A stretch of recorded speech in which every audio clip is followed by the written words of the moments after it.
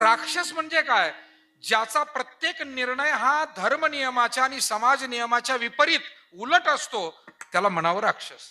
कौशिला को आग लगाऊं, किस रावण की भुजा उखाड़ूं, घर घर रावण घर घर लंका, इतने राम कहाँ से लाऊं, इतने राम कहाँ से लाऊं, इतने राम कहाँ से लाऊं। कौशिला को आग लगाऊं, किस रावण की भुजा उखाड़ूं, घर घर रावण घर घर लंका, इतने राम कहाँ से लाऊं, इतने राम कहाँ से लाऊं, इतने राम कहाँ से लाऊं।